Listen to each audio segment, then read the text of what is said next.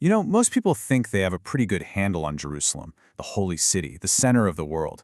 But what if that whole picture is dangerously wrong?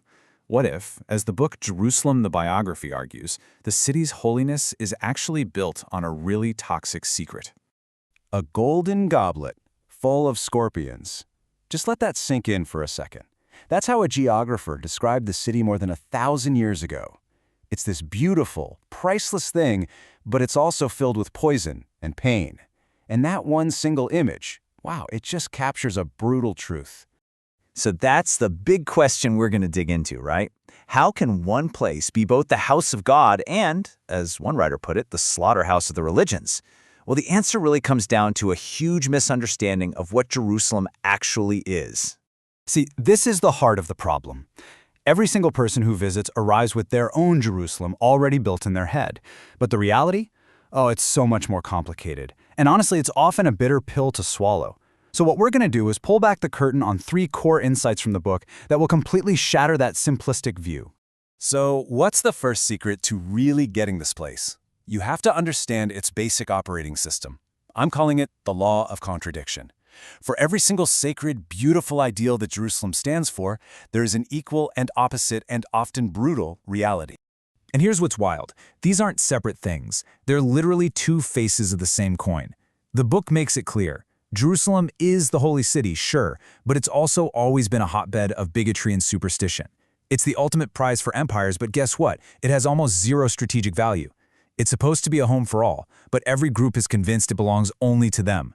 That tension, that's the engine of the city. And here's the part that really flips everything on its head. The conflict doesn't take away from the city's holiness. It actually creates it. The constant fighting, the one-upmanship, the layering of claims, it just makes the city more sacred to everyone involved. The friction is what makes the fire. And that idea leads us straight to our next big point. Okay, so if conflict actually makes Jerusalem more holy, how does that work on the ground? Well, this brings us to our second key insight, the law of layers. This reveals that the history of Jerusalem isn't just built, it's stolen. It's copied and pasted, one conqueror right after the other. The author uses this absolutely brilliant analogy for this. He says Jerusalem is a palimpsest. Now what's that? Well, think of an ancient scroll. Someone erases the original writing to write something new on top, but you can still see faint traces of the old text underneath. Jerusalem's holy sites, they're exactly like that. History isn't just erased, it's written right over. And this breaks down exactly how it's done. See, conquerors almost never just destroy what was there before. Why would they? The holiness is the valuable part. So instead, they follow a pretty simple playbook. They show up, they conquer, they find the places that are already considered holy, and they just build on top of them, slapping their own stories and traditions on everything.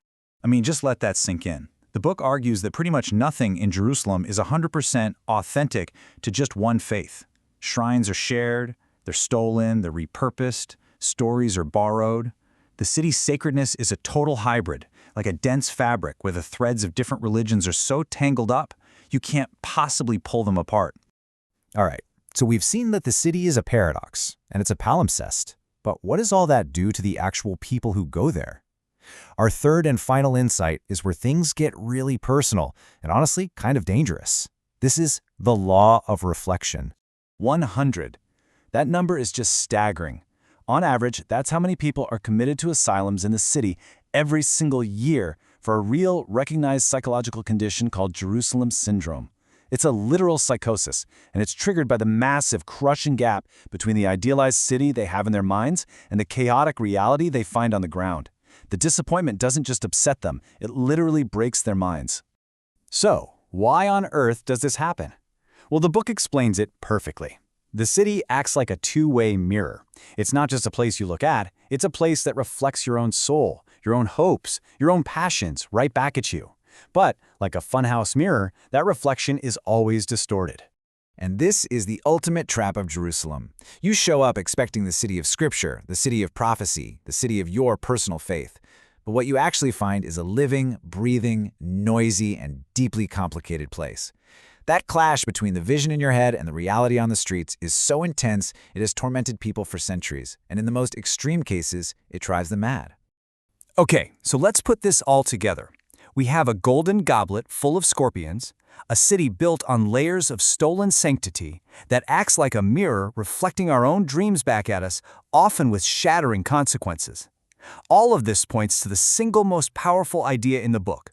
The most important Jerusalem isn't made of stone at all. You see, when the first temple was destroyed, the city didn't just die. It changed. It transformed. And this quote from Heinrich Heine just nails it. The Bible became a portable Jerusalem. The city stopped being just a physical place on a map, and it became an idea, a promise, that you could carry in your heart and in your mind, anywhere in the world. And that leaves us with one final, really unsettling question to chew on. The fight for Jerusalem has always been about a physical place, right? For its stones, its shrines.